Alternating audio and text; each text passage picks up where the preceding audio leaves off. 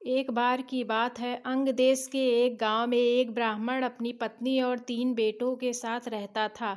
एक बार ब्राह्मण ने अपने तीनों बेटों को बुलाया और कहा कि हमारे तालाब के लिए एक कछुए की ज़रूरत है।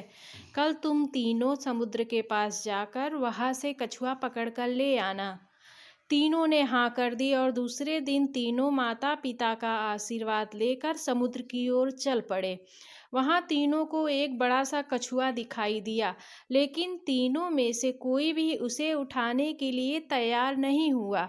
उनमें से एक सबसे बड़ा भाई बोला, मैं कछुए को नहीं उठाऊंगा, इससे बहुत गंदी बदबू आ रही है।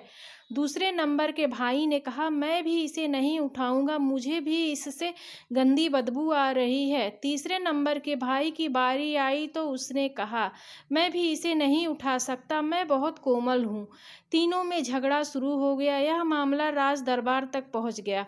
राजा ने कहा, इस प्रकार का मामला मेरी जिंदगी में पहली बार आया है। इसका न्याय मैं कल सुबह करूँगा। आज आप हमारे यहाँ मेहमान हैं, इसलिए भोजन और आराम यहाँ पर ही कीजिए। यह बोलकर राजा ने तीनों को भोजन के लिए निमंत्रण दिया। सभी बड़े चाव से खाना खा रहे थे, लेकिन सबसे बड़े भाई ने नहीं खाया। राजा ने जब उससे पूछा तो उसने कहा, चावल में से शमशान में जले हुए मुर्दे की बदबू आ रही है। राजा ने इस बात का पता किया तो मालूम हुआ कि चावल किसी शमशान के पास के खेत से लाए गए हैं। यह देखकर राजा बहुत खुश हुआ। सभी लोग खाना खाकर शाम को संगीत सुनने के लिए बैठ गए। तब दूसरे नंबर के भाई ने राजा से निवेदन किया कि वो मृदंग बजाना चाहता है। राजा की आज्ञा से वो गायिका के पास जाकर बैठा। जैसे ही बैठा तो तुरंत खड़ा होकर दूर बैठ गया। राजा ने खड़े होने का कारण पूछा तो दूसरे नंबर के भाई ने कहा, गायिका से बकरी के दूध की बदबू आ रही है और वो मुझे पसंद नहीं है। जब राजा ने इस बात का पता किया तो मालूम चला कि बचपन में गायिका को बकरी का दूध दिया जाता था। राजा एक बार फिर खुश हो गया। इसके बाद सभी लोग सोने के लिए चल दिए। दोनों भाई आराम से सो गए, लेकिन सबसे छोटे भाई को नींद नहीं आ रही थी। राजा ने अपने एक सेवक को आदेश दिया कि जाकर तीनों को देख आओ कि वो सोए या नहीं। सेवक गया तो उसने देखा कि सबसे छोटे भाई को छोड़कर बाकी दोनों सो गए हैं। सेवक ने यह समाचार राजा को दिया और राजा इसका कारण जानने के लिए खुद वहां पहुंच गया, जहां तीनों सो रहे थे। राजा को देखकर तीनों उठ बैठे।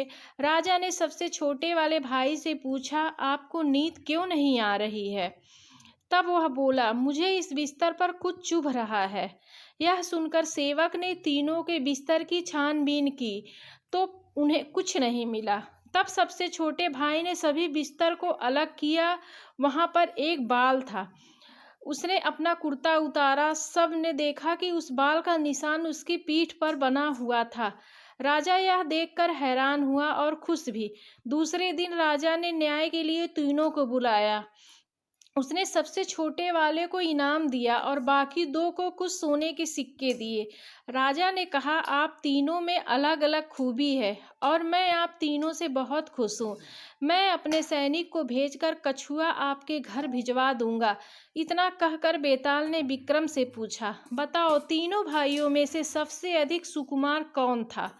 तब विक्रम बोला, सबसे छोटा भाई, क्योंकि हो सकता है कि दोनों बड़े भाइयों ने अपने सुकुमार होने का दिखावा किया हो, लेकिन सबसे छोटा भाई कितना सुकुमार है यह तो राजा ने खुद आंखों से देखा। विक्रम का सही जवाब सुनकर बेताल ने उसकी तारीफ की और अपनी शर्त के अनुसार वापस पेड़ पर जा लटका। कहानी से सीख, कभी भी उन गुणों को उजागर नहीं करना चाहिए जो हम में नहीं है। धन्यवाद। धन्यवाद।